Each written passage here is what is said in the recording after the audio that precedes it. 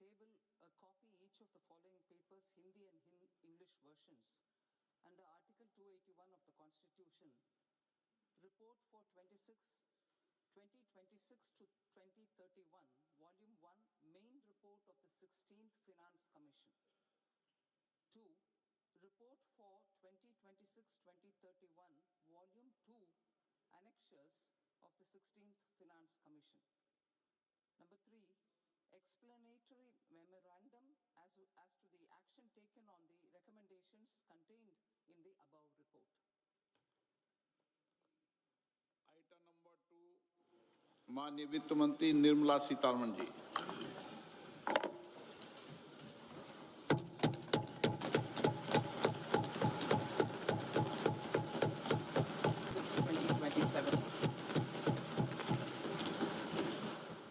Since we are years ago, India's economic trajectory has been marked by stability, fiscal discipline, sustained growth, and moderate inflation. This is the result of conscious choices we have made, even in times heightened uncertainty and disruption. Our government, led by Honorable Prime Minister Modi, has decisively and consistently chosen action over ambivalence, reform over rhetoric, and people over populism. We have pursued far-reaching structural reforms, fiscal prudence and monetary stability, whilst maintaining a strong thrust on public investment. Keeping Atmanirbharta as a lodestar, we have built domestic manufacturing capacity, energy security, and reduced critical import dependencies. Simultaneously, we have ensured that citizens benefit from every action of the government, undertaking reforms to support employment generation, agricultural productivity, household purchasing power, and universal services to people. These measures have delivered a high growth rate of around 7% and helped us make substantial strides in poverty reduction and improvement in the lives of our people. Today, we face an external environment in which are imperiled and access to resources and supply chains are disrupted. New technologies are transforming production systems while sharply increasing demands on water, energy, and critical minerals. India will continue to take confident steps towards Vikasit Bharat, balancing ambition with inclusion. As a growing economy with expanding trade and capital needs, India must also remain deeply integrated with global markets, exporting more and attracting stable long-term investment. As I begin Part A, I want to express my gratitude to the people for standing firmly with us as we forge our way together towards becoming one of the largest economies of the world.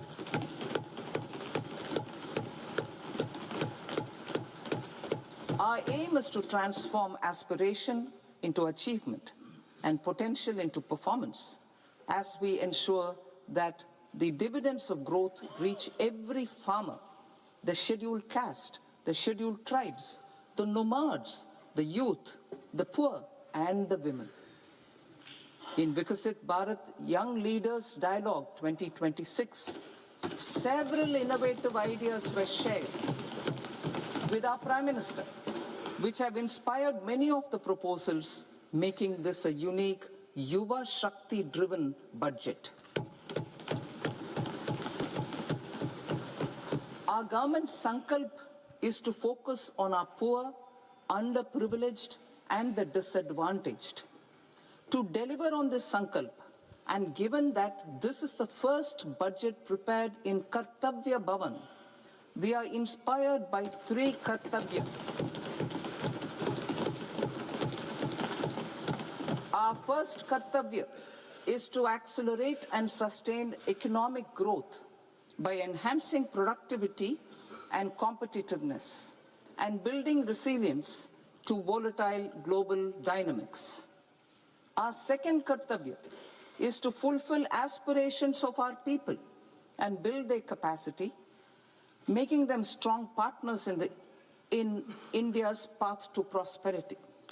Our third kartavya, aligned with our vision of Sabka Saath, Sabka Vikas, is to ensure that every family, community, region, and sector has access to resources, amenities, and opportunities for meaningful participation. This threefold approach requires a supportive ecosystem. The first requirement is to sustain the momentum of structural reforms, continuous, adaptive, and forward-looking. Second, a robust and resilient financial sector is central to mobilizing savings, allocating capital efficiently, and managing risks. Third, cutting-edge technologies, including AI applications, can serve us as force multipliers for better governance. Reform Express. Our government has undertaken comprehensive reforms towards creating employment, boosting productivity, and accelerating growth. After the Prime Minister's announcement on Independence Day in 2025, over 350 reforms have been rolled out. This includes GST simplification, notification of labor codes, and rationalization of mandatory quality control orders. High-level committees have been formed, and in parallel, the central government is working with the state governments on deregulation and reducing compliance requirements. The Reform Express is well on its way and will maintain its momentum to help us fulfill our kartavya. I now move to specific proposals. Under our first kartavya, to accelerate and sustain economic growth, I propose interventions in 6 areas. 1. Scaling up manufacturing in 7 strategic and frontier sectors. 2. Rejuvenating legacy industrial sectors. 3. Creating champion MSMEs. 4. Delivering a powerful push for infrastructure. 5. Ensuring long-term security and stability. And 6. Developing city economic regions.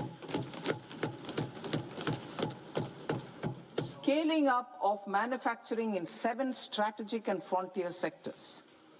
Biopharma Shakti, meaning biopharma strategy for health advancement through knowledge, technology, and innovation.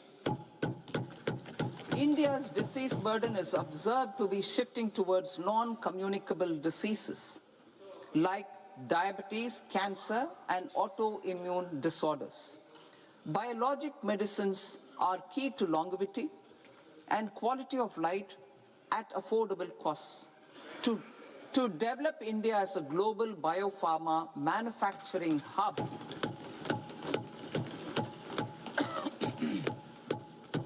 I propose the Biopharma Shakti with an outlay of 10,000 crores over the next 5 years.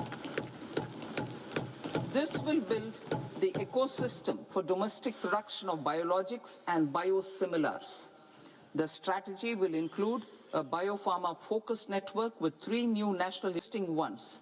It will also create a network of 1,000 accredited India clinical trials sites to meet global standards and approved timeframes through approval timeframes through a dedicated scientific review cadre and specialists. India's semiconductor mission 1.0 expanded India's semiconductor sector capabilities. Building on this, we will launch ISM 2.0 to produce equipment and materials, design full-stack Indian IP, and fortify supply chains. We will also focus on industry-led research and training centers to develop technology and skilled workforce. The Electronics Components Manufacturing Scheme, launched in April 2025 with an outlay of 22,919 crores, already has investment commitments at double the targets. We propose to increase the outlay to 40,000 crores to capitalize on this momentum.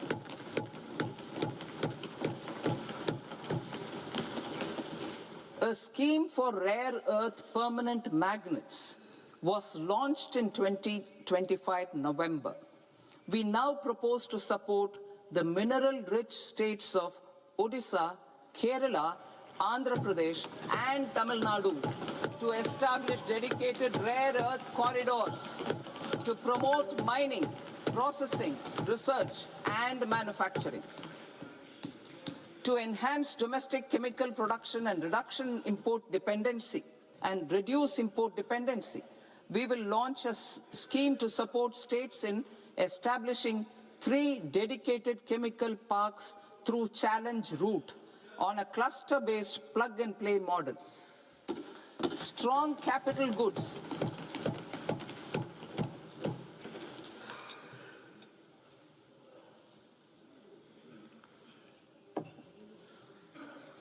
Strong capital goods capability is a determinant of productivity and quality across different sectors. Towards building this capacity, I propose the following. High-tech tool rooms will be established by central public sector enterprises at 2 locations as digitally enabled automated service bureaus that locally design, test and manufacture high-precision components at scale and at lower cost. 2, a scheme for enhancement of construction and infrastructure equipments will be introduced to strengthen domestic manufacturing of high value and technologically advanced CIE. This can range from lifts in a multi-storied apartment or firefighting equipment in multiplexes, large or small, and to tunnel boring equipments for building metros and high-altitude roads. I also propose a scheme for container manufacturing to create a globally competitive container manufacturing ecosystem with a budgetary allocation of 10,000 crores over a 5-year period. For the labor-intensive textile sector, I propose an integrated program with 5 subparts. 1, the National Fiber Scheme for self-reliance in natural fibers, such as silk, wool and jute, man-made fibers and new age fibers. Textile expansion and employment scheme to modernize traditional clusters with capital support for machinery, technology upgradation and common testing and certification centers. 3, the National Handloom and Handicraft Program to integrate and strengthen existing schemes and ensure targeted support for weavers and artisans. Tex Eco Initiative to promote globally competitive and sustainable textiles and apparels. Samarth 2.0 to modernize the upgrade the textile skilling ecosystem through collaboration with industry and academic institutions. Further, I propose to set up mega textile parks in challenge mode. They can also focus on bringing value addition to technical textiles. I propose to launch the Mahatma Gandhi Gram Swaraj initiative to strengthen khadi, handloom and handicrafts. This will help in global market linkage and branding. It will streamline and support training, skilling, quality of process and production. This will benefit our weavers, village industries, one district, one product, ODOP initiative, and also our rural youth. India has the potential to emerge as a global hub for high-quality, affordable sports goods. I propose a dedicated initiative for sports goods that will promote manufacturing, research, and innovation in equipment design as well as material sciences. Rejuvenation of legacy industrial clusters. I propose to introduce a scheme to revive 200 legacy industrial clusters to improve their cost competitiveness and efficiency through infrastructure and technology upgradation. Creating champion SMEs and supporting micro enterprises. Recognizing MSMEs as a vital engine of growth, I propose a three-pronged approach to help them grow as champions. Equity support. I propose to introduce a dedicated 10,000 crores SME growth fund to create future champions, incentivizing enterprises based on select criteria.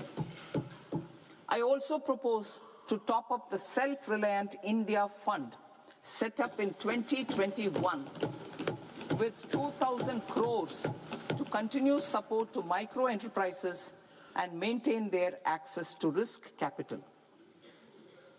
Liquidity support. With TREDS, more than 7 lakh crore has been made available to MSMEs. To leverage its full potential, I propose 4 measures. 1. Mandate TREDS as the transaction settlement platform for all purchases from MSMEs by CPSEs, serving as a benchmark for other corporates. 2.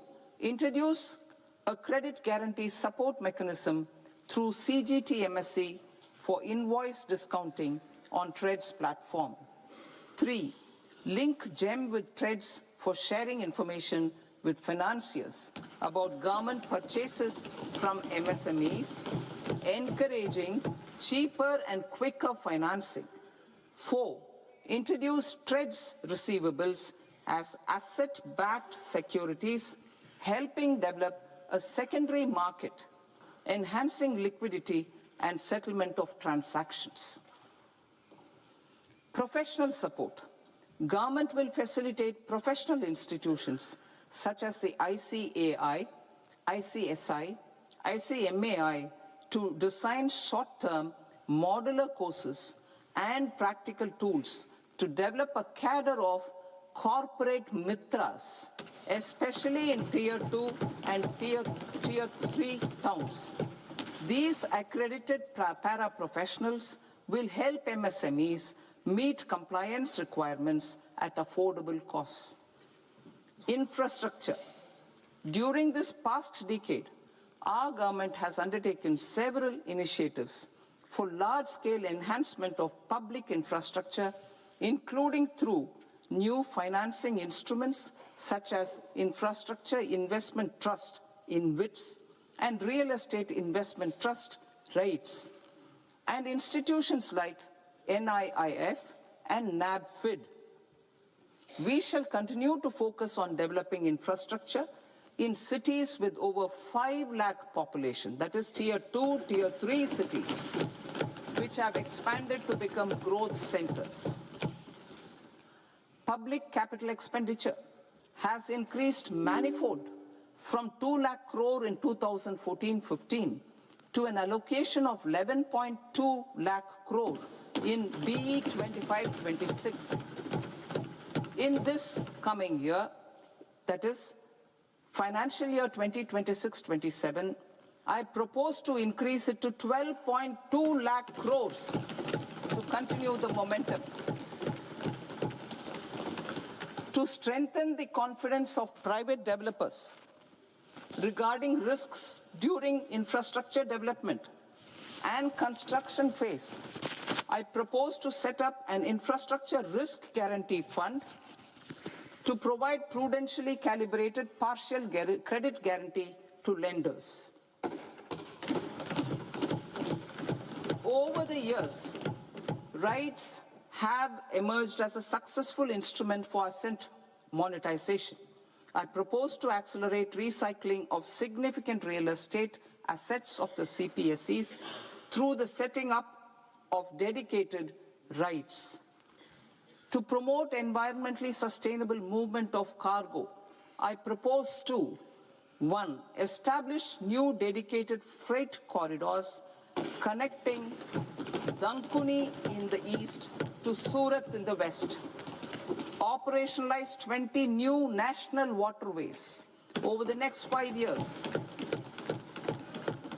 Starting with National Waterways 5 in Orissa to connect mineral-rich areas of Talcher and Angul and industrial centers like Kalinga Nagar to the ports of Paradeep and Dhamra.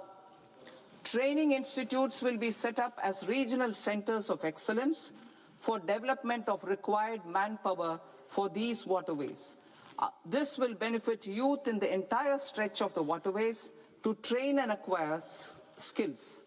Further, a ship repair ecosystem catering to inland waterways will also be set up at Varanasi and Patna. And C, launch a coastal cargo promotion scheme for incentivizing a modal shift from rail to road to increase the share of inland waterways and coastal shipping from 6% to 12% by 2047. To enhance last mile and remote connectivity and promote tourism, I propose to give incentives to indigenize manufacturing of seaplanes. A seaplane VGF scheme will be also introduced to provide support for operations. Carbon capture, utilization and storage. Aligning with the roadmap launched in December 2025, the carbon capture, utilization and storage technologies at scale will achieve higher readiness and in end-use application across 5 industrial sectors, including power, steel, cement, refineries, and chemicals. An outlay of 20,000 crore is proposed over the next 5 years for this purpose. City economic regions. Cities are India's engines of growth, innovation, and opportunities. We shall now focus on Tier 2, Tier 3 cities, and even temple towns, which need modern infrastructure and basic amenities.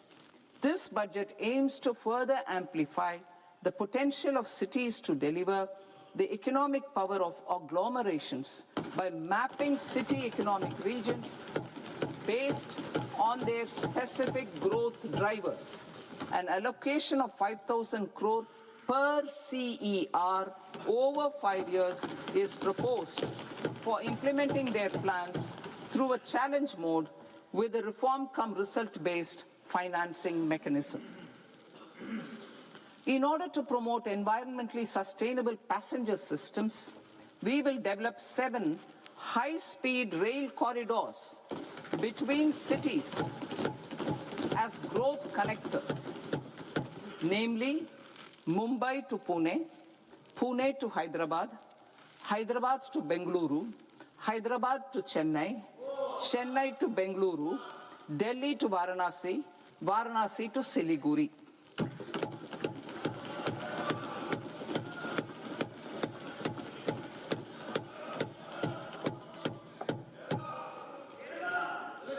Financial sector.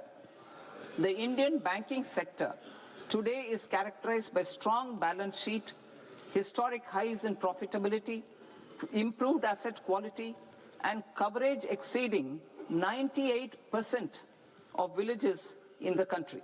At this juncture, we are well placed to futuristically evaluate the measures needed to continue on the path of reform-led growth of this sector.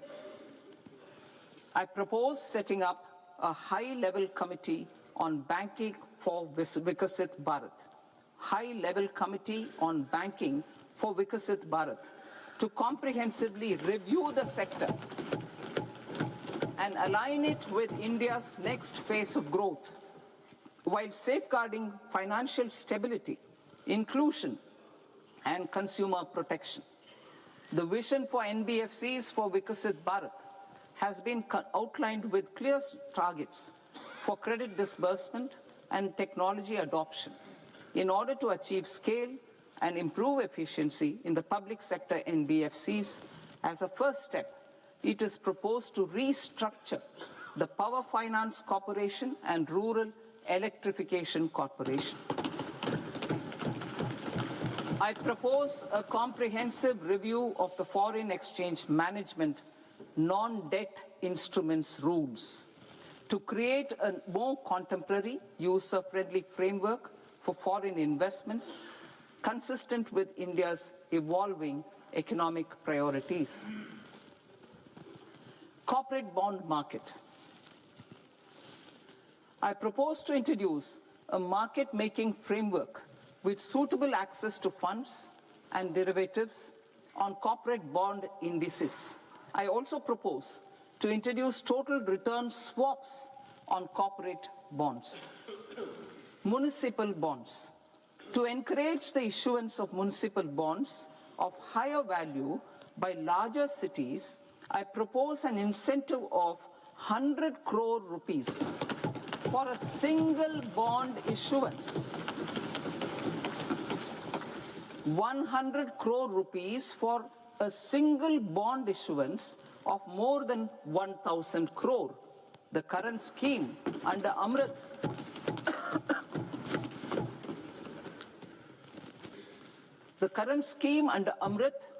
which incentivizes issuances up to 200 crores only, will also continue to support smaller and medium towns.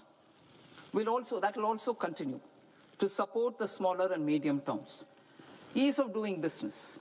Individual persons resident outside India, PROI, will be permitted to invest in equity instruments of listed Indian companies through the Portfolio Investment Scheme.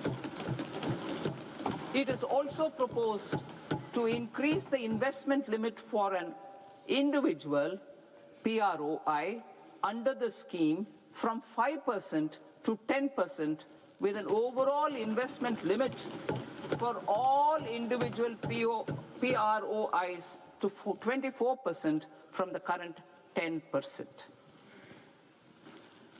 Emerging technologies including AI.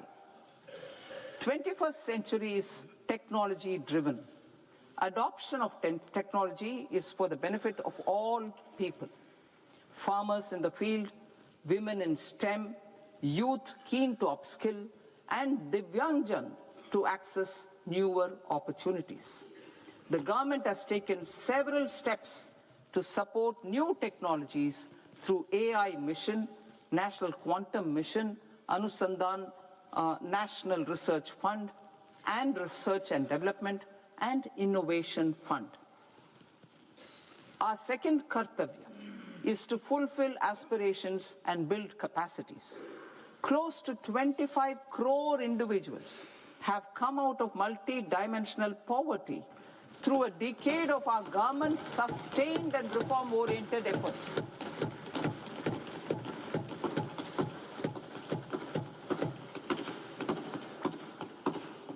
Our government has therefore decided to place a renewed emphasis on the service sector to provide a pathway to fulfilling aspirations of a youthful India with the following measures.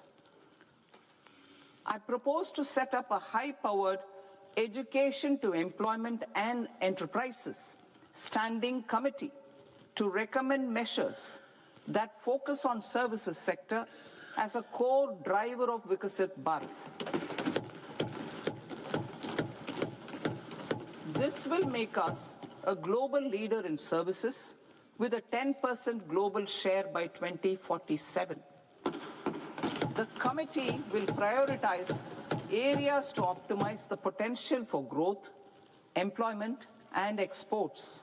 They will also assess the impact of emerging technologies, including AI, on jobs and skill requirements, and propose measures thereof. To create a range of skilled career pathways, a new range of skilled career pathways for our youth, I propose interventions in the following sectors.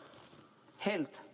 Existing institutions for allied health professionals will be upgraded and new AHP institutions established in private and government sectors.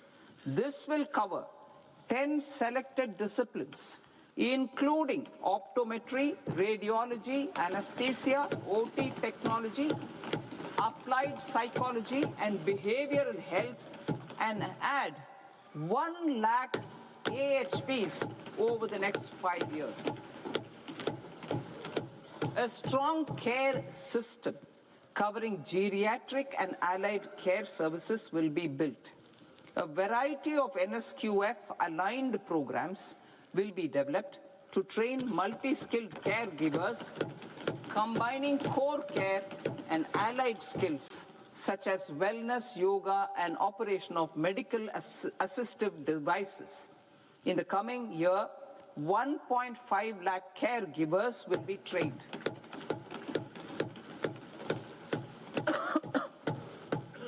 Hubs for medical value tourism. To promote India as a hub for medical tourism services, I propose to launch a scheme to support states in establishing 5 regional medical hubs in partnership with the private sector.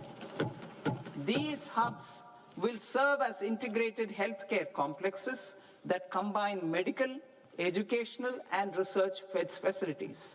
They will have Ayush centers, medical value tourism facilitation centers, and infrastructure for diagnostics, post-care, and rehabilitation. These hubs will provide diverse opportunities, job opportunities for health professionals, including doctors and AHPs. Ancient Indian yoga, already respected in several parts of the world, was given a mass global recognition when Honorable Prime Minister took it to the UN. Post-COVID, Ayurveda gained a similar global acceptance and recognition. Exporting quality Ayurveda products helps farmers who grow the herbs and youth who process the products. To meet growing global demand, a few more steps are being taken. I propose to, 1, set up 3 new All India Institutes of Ayurveda. 2, upgrade Ayush pharmacies and drug testing labs for higher standards of certification ecosystem and make available more skilled personnel. 3, upgrade the WHO Global Traditional Medicine Center in Jamnagar to bolster evidence-based research, training, and awareness for traditional medicine. Animal husbandry. Livestock contributes to close to 16% of farm income, including of poor and marginal households. To scale up availability of veterinary professionals by more than 20,000, I propose to roll out a loan-linked capital subsidy support scheme for establishment of veterinary and para-veterinary colleges, veterinary hospitals, diagnostic laboratories, and breeding facilities in private sector. Collaboration between Indian and foreign institutions will also be facilitated. Orange economy. India's animation, visual effects, gaming and comics sector, AVGC sector, is a growing industry projected to require 2 million professionals by 2030. I propose to support the Indian Institute of Creative Technologies, Mumbai, in setting up AVGC content creator labs in 15,000 secondary schools all over the country and 500 colleges. The Indian design industry is expanding rapidly, and yet there is a shortage of Indian designers. I propose to establish, through Challenge Route, a new National Institute of Design to boost design education and development in the eastern region of India.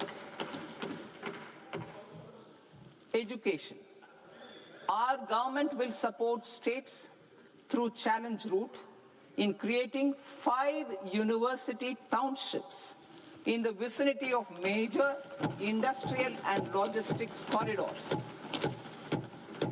These planned academic zones will host multiple universities, colleges, and research institutions, skill centers, and residential complexes. In higher education, STEM institutions, prolonged hours of study and laboratory work pose some challenges for girl students. Through VGF, Viability Gap Funding and capital support, one girls' hostel will be established in every district.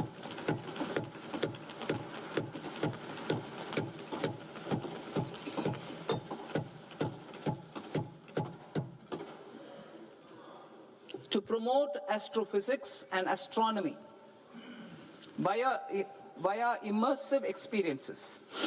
4 telescope infrastructure facilities will be set up or upgraded.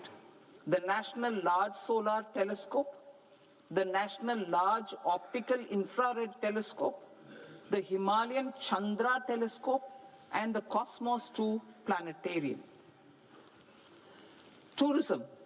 The tourism sector has the potential to play a large role in the employment generation, forex earnings, and expanding the local economy. I propose to set up a National Institute of Hospitality by upgrading the existing National Council for Hotel Management and Catering Technology. It will function as a bridge between academia, industry, and government.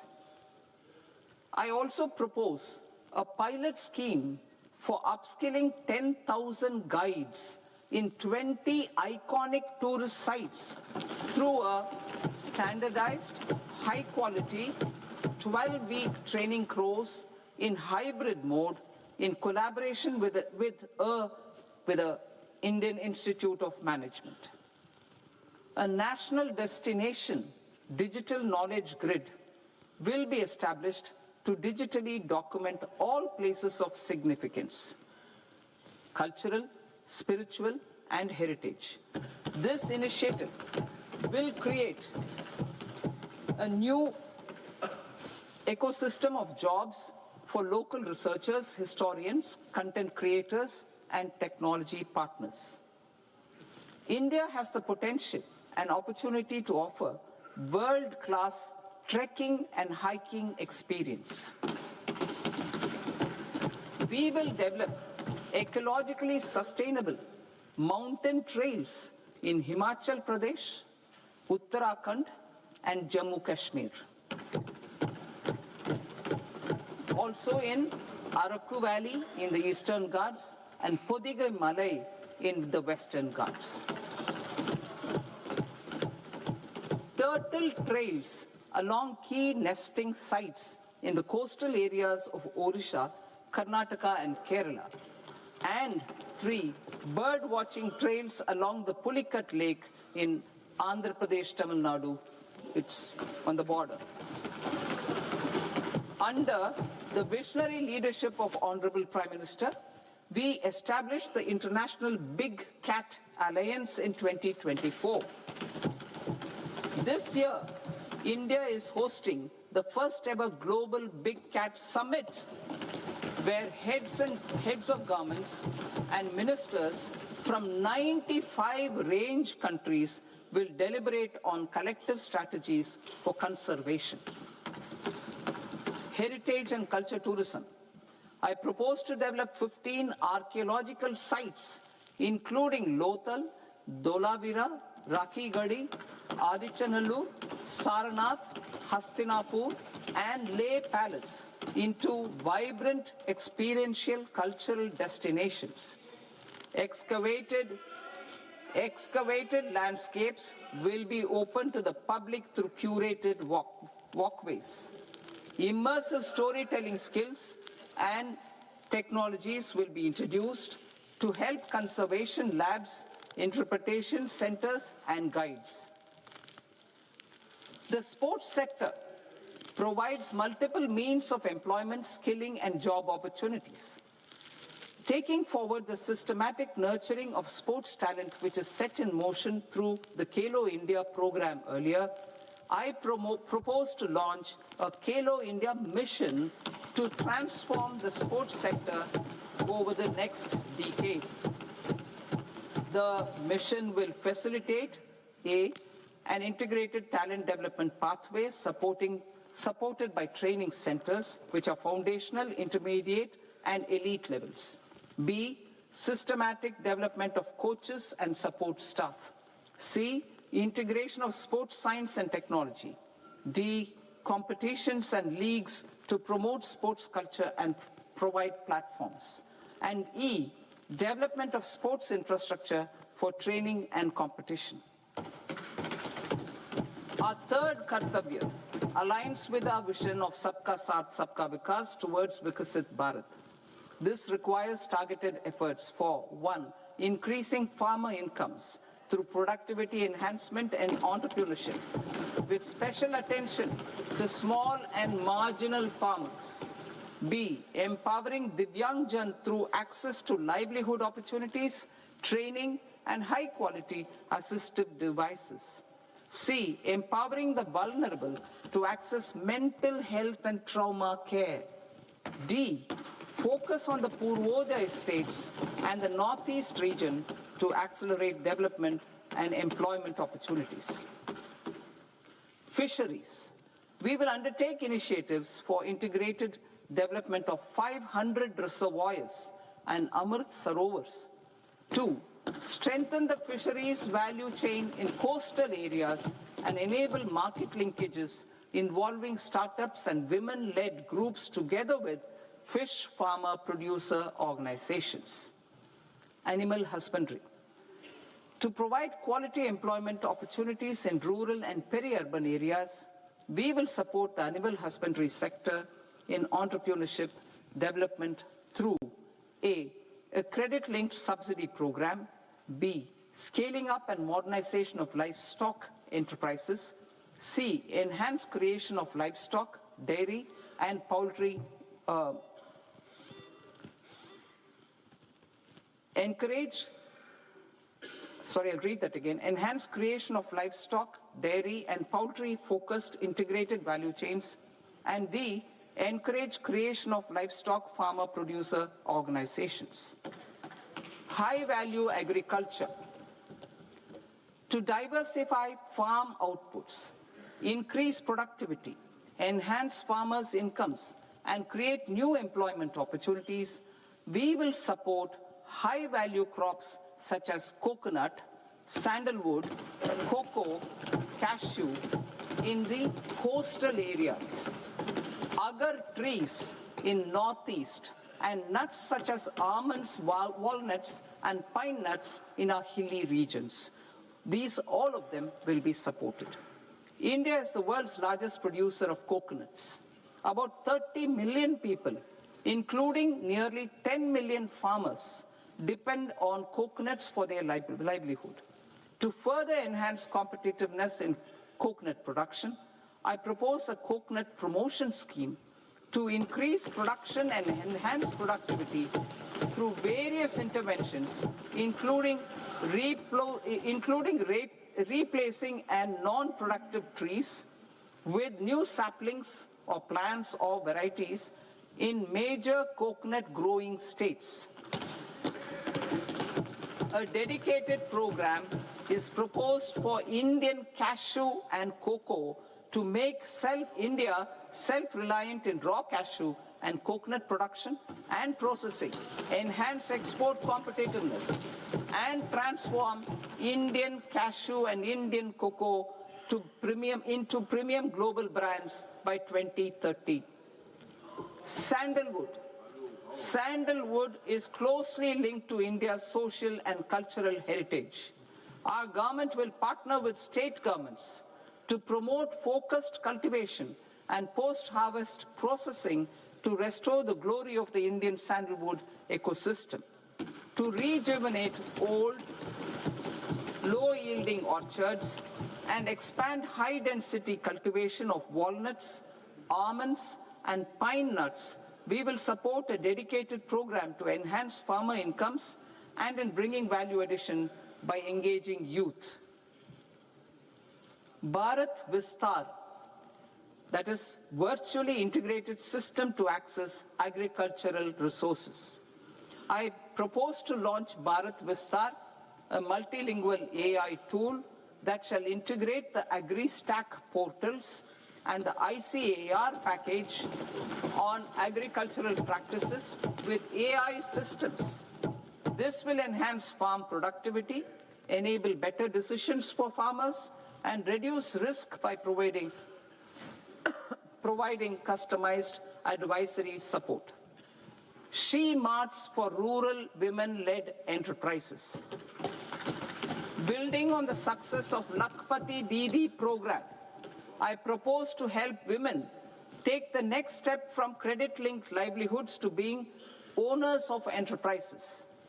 Self-help entrepreneur, She Marts will be set up as community-owned retail outlets within the cluster-level federations through enhanced and innovative financing instruments. Empowering Divyangjan. Divyangjan Kaushal Yojana. Information technology, AVGC sectors, hospitality and food and beverages sectors often offer task-oriented and process-driven roles which are suitable for Divyangjan. We will ensure dignified livelihood opportunities through industry-relevant and customized training specific to each Divyangjan group. Divyang Sahara Yojana. Timely access to high-quality assistive devices for all eligible Divyangjan is a fundamental need. I propose to 1. Support the Artificial Limbs Manufacturing Corporation of India, ALIMCO, to set up and to scale up production of assistive devices, invest in R&D and AI integration, strengthen PM Divyasha Kendras, and support setting up of assistive technology marts as modern retail style centers where Divyangjan and senior citizens can see, try, and purchase assistive products. Reaffirming our commitment to mental health and trauma care. There are no national institutes for mental health care in North India. We will therefore set up a NIMHANS 2 and also upgrade national mental health institutes in Ranchi and in Tezpur as regional apex institutions. Emergencies expose families, particularly the poor and vulnerable, to unexpected expenditure. We will strengthen and increase these capacities by 50% in district hospitals by establishing emergency and trauma care centers. Focus on Purvodaya states and northeastern regions. Purvodaya. I propose the development of an integrated East Coast industrial corridor with a well-connected node at Durgapur, creation of 5 tourism destinations in 5 Purvodaya states, and the provision of 4,000 e-buses. Buddhist sites in northeastern region. The northeastern region is a civilizational confluence of Theravada and Mahayana or Vajrayana traditions. I propose to launch a scheme for development of Buddhist circuits in Arunachal Pradesh, Sikkim, Assam, Manipur, Mizoram, and Tripura. The scheme will cover preservation of temples and monasteries, pilgrimage interpretation centers, connectivity, and pilgrim amenities. 16th Finance Commission. On 17th November 2025, the 16th Finance Commission submitted its report to the President. As mandated under Article 281 of the Constitution, the government is to lay the report along with the explanatory memorandum on the action taken report on the recommendations of the Commission in Parliament, which, Sir, Honourable Speaker, you've allowed me to do at the commencement of this session. The government has accepted the recommendation of the Commission to retain the vertical share of devolution at 41%. As recommended by the Commission, I have provided 1.4 lakh crores of rupees to the states for the year 2026-2027 as Finance Commission grants. These include rural and urban local body and disaster management grants. Fiscal consolidation. Government has been delivering on our fiscal commitments consistently without compromising on social needs. To strive towards accepted standards of fiscal management in Budget 25-26, I had indicated that the central government would target reaching a debt to GDP ratio of 50 plus or minus 1% by 2030-31. In line with this, the debt to GDP ratio is estimated to be 55.6% of GDP in BE 26-27, compared to 56.1% of GDP in RE 25-26. A declining debt to GDP ratio will gradually free up resources for priority sector lending and expenditure by reducing the outgo on interest payments. One of the main operational instruments for debt targeting is the fiscal deficit. I am happy to inform this august House that I fulfilled my commitment made in 2021-2022 to reduce fiscal deficit below 4.5% of GDP by 25-26. In RE 25-26, the fiscal deficit has been estimated at par with BE of 2025-26 at 4.4% of GDP. In line with the new fiscal prudence path of debt consolidation, the fiscal deficit in BE 26-27 is estimated to be 4.3% of the GDP.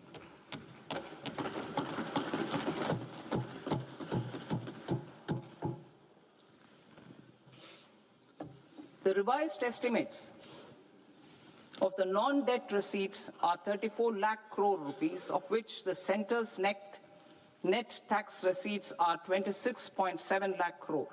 The revised estimate of the total expenditure is 49.6 lakh crore rupees, of which the capital expenditure is about 11 lakh crores.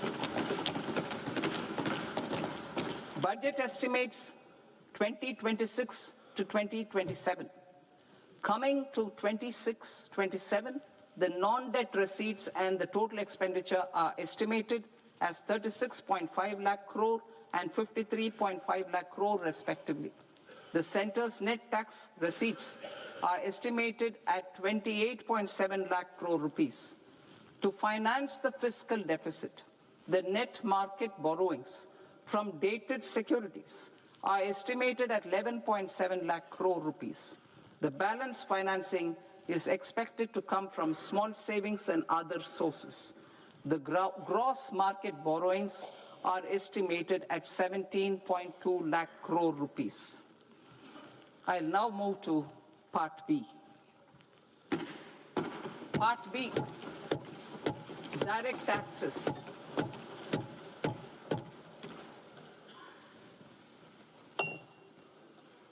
Honorable Speaker, sir, I now present my proposals on direct taxes. New Income Tax Act. In July 2024, I announced a comprehensive review of the Income Tax Act 1961. This was completed in a record time, and the Income Tax Act 2025 will come into effect from 1st April 2026. The simplified income tax rules and forms will be notified shortly, giving adequate time to taxpayers to acquaint themselves with its requirements. The forms have been redesigned such that ordinary citizens can comply without difficulty. Ease of living. I propose that any interest awarded by the Motor Accident Claims Tribunal to a natural person will be exempt from income tax, and any TDS on this account will be done away with.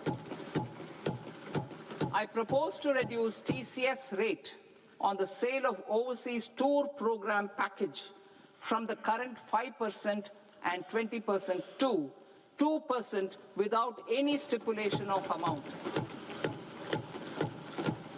I propose to reduce TCS rate for pursuing education and for medical purposes under the Liberalized Remittance Scheme, popularly known as LRS, from 5% to 2%. Supply of manpower services is proposed to be specifically brought within the ambit of payment to contractors for the purpose of TDS to avoid ambiguity. Thus, TDS on these services will be at the rate of either 1% or 2% only. I propose a scheme for small taxpayers, wherein a rule-based automated process will enable obtaining a lower or nil deduction certificate instead of filing an application with the assessing officer. For the ease of taxpayer holding securities in multiple companies, I propose to enable depositories to accept Form 15G or Form 15H from the investor and provide it directly to various relevant companies. I propose to extend time available for revising returns from 31st December to up to 31st March with the payment of a nominal fee. I also propose to stagger the timeline for filing of tax returns. Individuals with ITR 1 and ITR 2 returns will continue to file till 31st July, and non-audit business cases or trusts are proposed to be allowed time till 31st August. TDS on sale of immovable property by a non-resident is proposed to be deducted and deposited through resident buyers and his or her PAN-based challan instead of requiring a TAN, which is a temporary accounting number. To address practical issues of small taxpayers like students, young professionals, tech employees, relocated NRIs, and such others, I propose to introduce a one-time 6-month foreign asset disclosure scheme for these taxpayers to disclose income or assets below a certain size.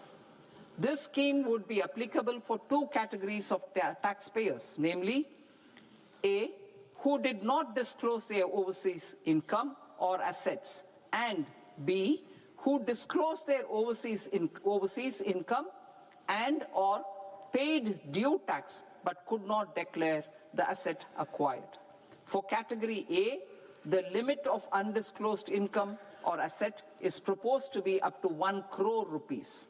They need to pay 30% of fair market value of asset or 30% of undisclosed income as tax and 30% as additional income tax in lieu of penalty, and would thereby get immunity from prosecution.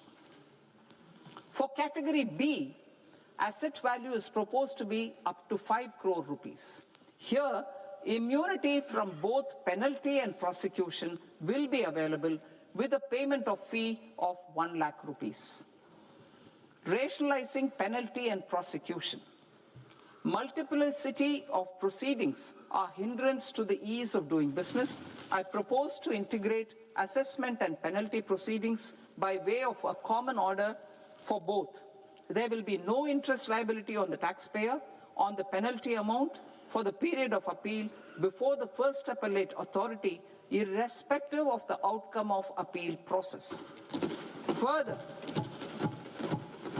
quantum of prepayment is being reduced from 20% to 10% and will continue to be calculated only on core tax demand.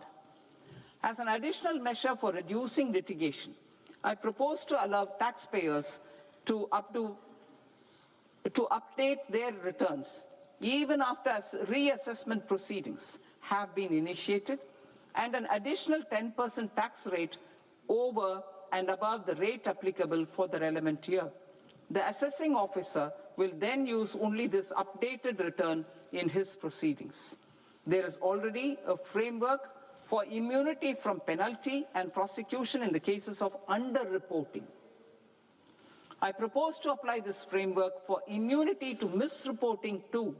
However, in such a case, the taxpayer will need to pay 100% of the tax amount as an additional income tax over and above the tax and interest due. Penalties for certain technical defaults, such as failure to get accounts audited, non-furnishing of transfer pricing audit report, and default in furnishing statement for financial transactions are proposed to be converted into fee.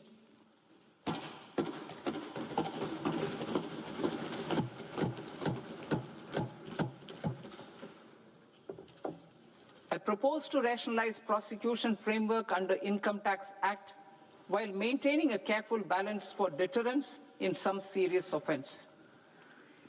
Non-production of books of account and documents and requirement of TDS payment where payment is made in kind are being decriminalized. Further, minor offences will attract fine only. The remaining prosecutions will be graded commensurate with the quantum of offence. They will entail only simple imprisonment with maximum imprisonment reduced to 2 years and power to courts to convert even those into fines. There is no penalty. There is no penalty presently for non-disclosure of non-immovable foreign assets with aggregate value less than 20 lakh rupees. I propose to also provide them with immunity from prosecution with retrospective effect from 1/10/2024.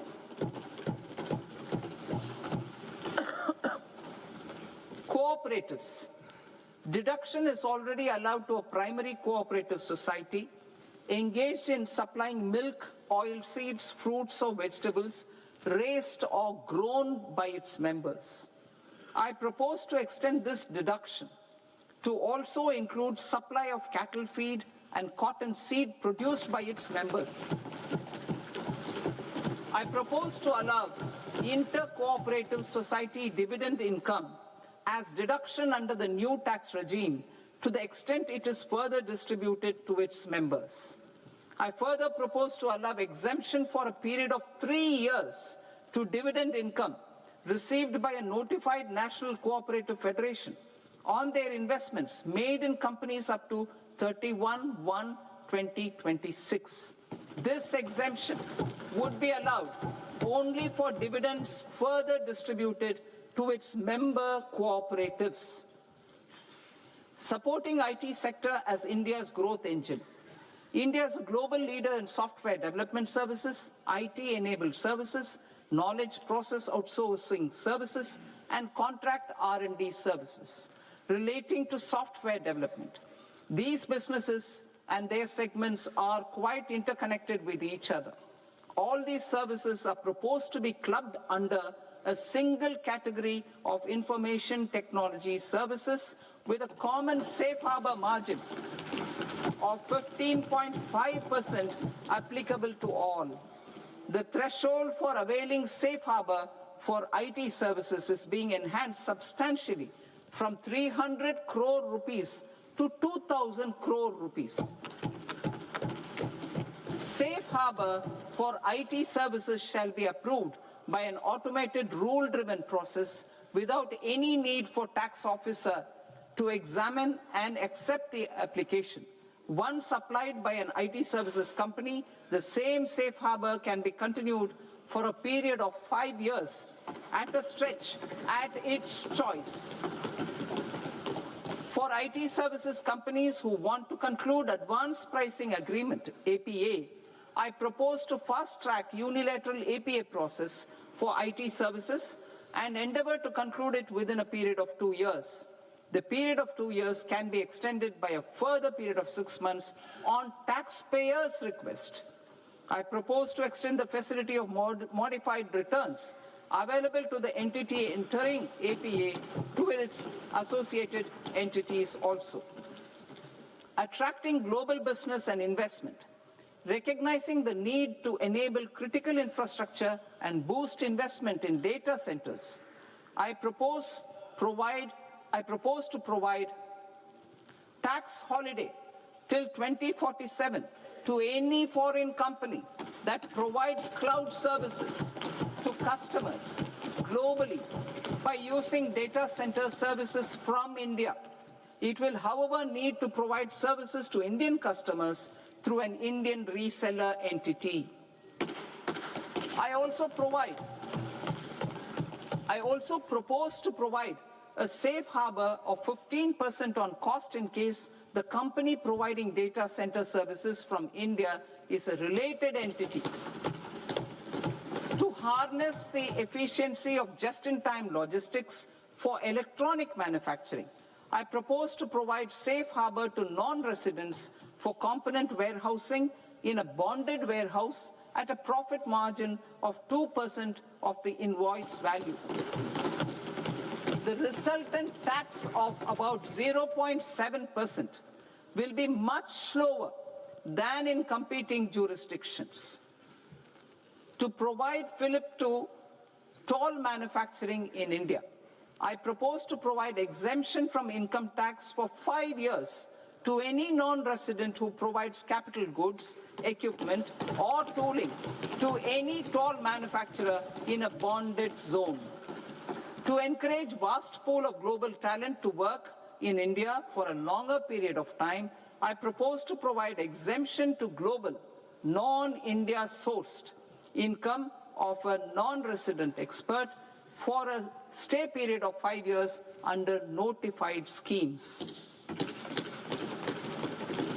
I propose to provide exemption from minimum alternate tax, the MAT, to all non-residents who pay tax on presumptive basis. Tax administration. I propose to constitute a joint committee of Ministry of Corporate Affairs and Central Board of Direct Taxes for incorporating the requirements of income computation and disclosure standards, the ICDS, in the Indian Accounting Standards, IND AS itself. Separate accounting requirement based on ICDS will be done away with from the tax year 27-28. To support Prime Minister Modi's vision of homegrown accounting and advisory firms to become global leaders, I propose to rationalize the definition of accountant for the purposes of safe harbor rules. Other tax proposals. Change in taxation of buyback was brought in to address the improper use of buyback route by promoters. In the interest of minority shareholders, I propose to tax buyback for all types of shareholders as capital gains. However, to disincentivize misuse of tax arbitrage, promoters will pay an additional buyback tax. This will make effective tax 22% for corporate promoters. For non-corporate promoters, the effective tax will be 30%. TCS rate for sellers of specific goods, namely alcoholic liquor, scrap, and minerals, will be rationalized to 2%, and that on tendu leaves will be reduced from 5% to 2%. I propose to raise the STT on futures to 0.05% from the present 0.02%. STT on options premium and exercise of options are both proposed to be raised to 0.15% from the present rate of 0.1% and 0.125% respectively. We reformed the taxation landscape for corporates in 2019 by providing them a simplified regime with lower tax rate so that they could productively focus on business rather than on claim of deductions and exemptions. To encourage companies to shift to the new regime, set off of brought forward MAT credit, minimum alternate tax credit, is proposed to be allowed to companies only in the new regime. Set off using available MAT credit is proposed to be allowed to an extent of 1/4 of the tax liability in the new regime. MAT is proposed to be made final tax, so there will be no further credit accumulation from 1st April 2026. In line with this change, the rate of final tax is being reduced to 14% from the current MAT rate of 15%. The brought forward MAT credit of taxpayers accumulated till 30th March 2026 will continue to be available to them for set-off as above. Indirect taxes. I shall now take up proposals related to indirect taxes. My proposals for customs and central excise aim to further simplify the tariff structure, support domestic manufacturing, promote export competitiveness, and correct inversion in duty. To continue weeding out long-continuing customs duty exemptions, I propose to remove certain exemptions on items which are being manufactured in India or where the imports are negligible. Similarly, to further simplify the process of ascertaining the rate of duty applicable on a particular item, I propose to incorporate certain effective rates in various customs notifications to the tariff schedule itself. I shall now take up sector-specific proposals. Promotion of exports of marine, leather, and textile products. I propose to increase the limit for duty-free imports of specified inputs used for processing seafoods for export from the current 1% to 3% of FOB value of the previous year's export turnover.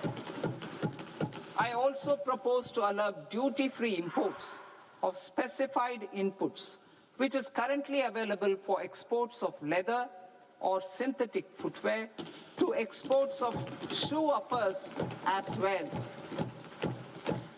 I propose to extend the time period for export of final product from the existing 6 months to 1 year for exporters of leather or textile garments, leather or synthetic footwear, and other leather products. Energy transition and security. I propose to extend the basic customs duty exemption given to capital goods used for manufacturing lithium-ion cells for batteries to those used for manufacturing lithium-ion cells for battery energy storage systems also. I propose to exempt basic customs duty on import of sodium antimonate for use in manufacture of solar glass. Nuclear power. I propose to extend the existing basic customs duty exemption on imports of goods required for nuclear power projects till the year 2035 and expand it for all nuclear plants irrespective of their capacity. Critical minerals. It is proposed to provide basic customs duty exemption to the import of capital goods required for the processing of critical minerals in India. biogas blended CNG.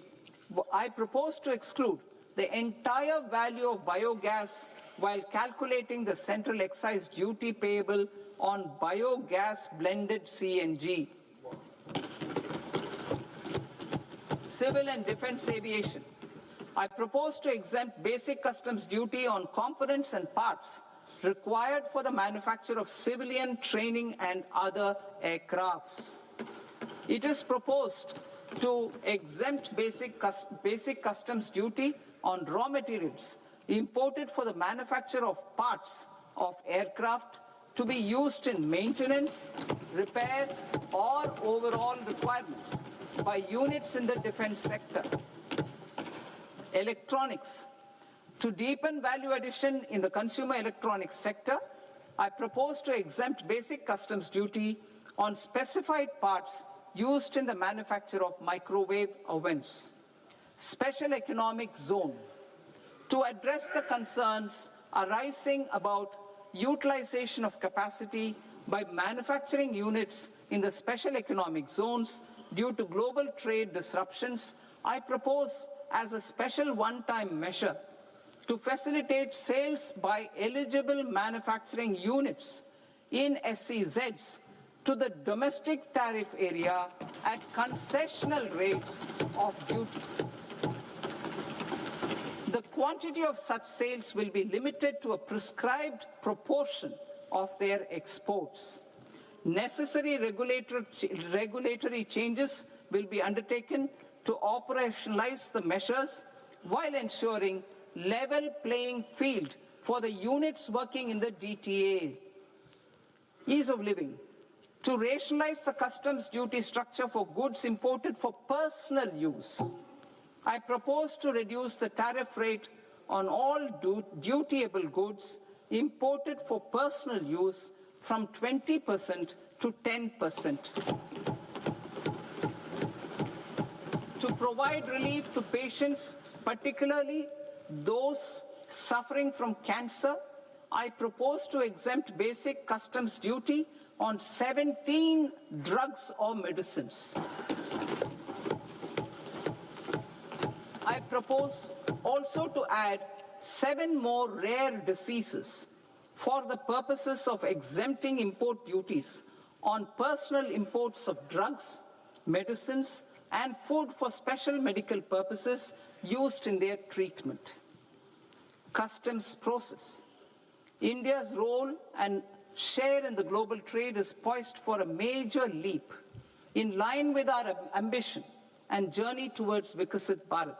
In this regard, I propose many measures for custom processes to have minimal intervention for smoother and faster movement of goods and greater certainty to the trade. Trust-based systems. I propose to enhance duty deferral period for Tier 2 and Tier 3 authorized economic operators, known as AEOs, from 15 days to 30 days. I propose to provide eligible manufacturer importers the same duty deferral facility.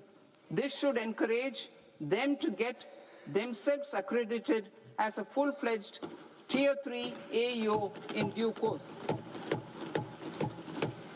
To provide greater certainty and for better business planning, I propose to extend validity period of advance ruling binding on customs from the present 3 years to 5 years. In the spirit of the whole of government approach,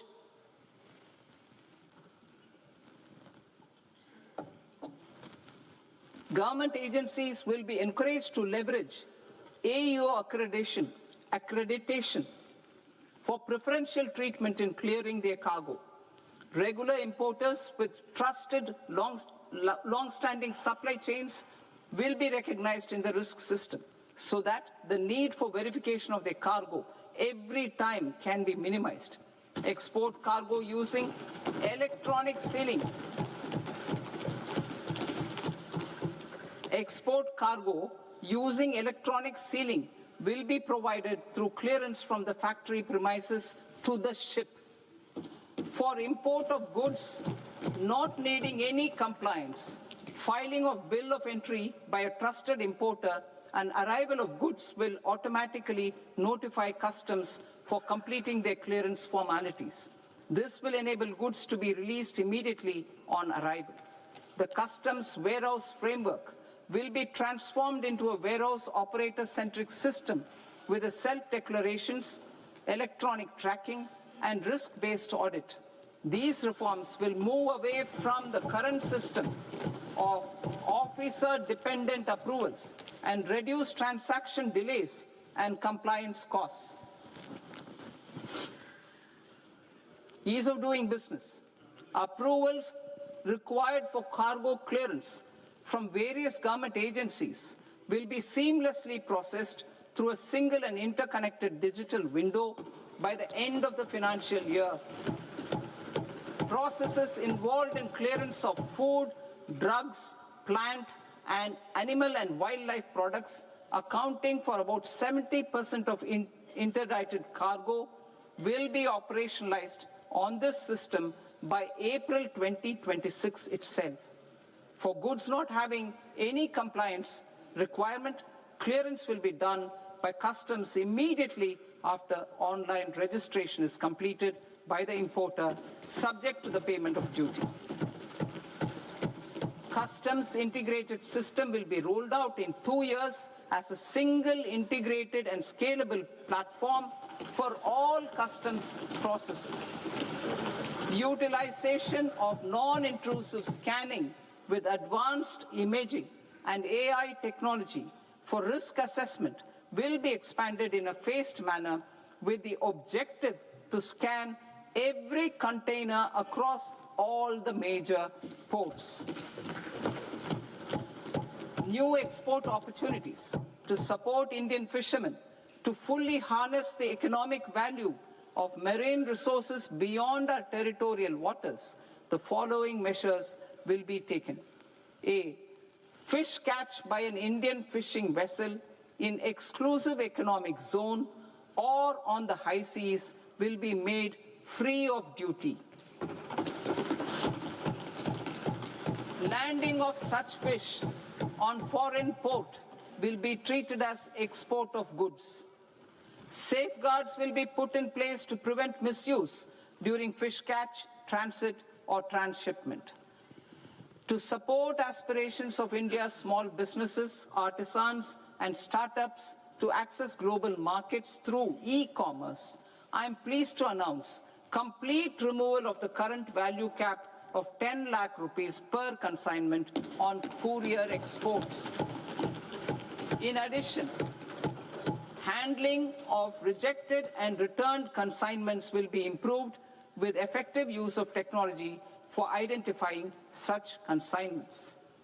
I propose to revise provisions governing baggage clearance during international travel to address genuine concerns of passengers. The revised rules will enhance duty-free allowances in line with the present-day travel realities and provide clarity in temporary carriage of goods brought in or taken out. There are honest taxpayers who are willing to settle disputes by paying all their dues, but they get deterred due to negative connotation associated with penalty. They will now be able to close cases by paying an additional amount in lieu of penalty. Honorable Speaker, sir, with this, I commend the budget to this august House. Jai Hind.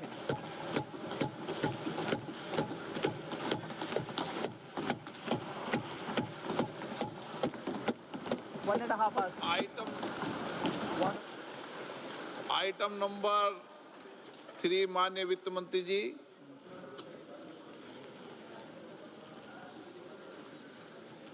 Item number 2, sir. 3. 3.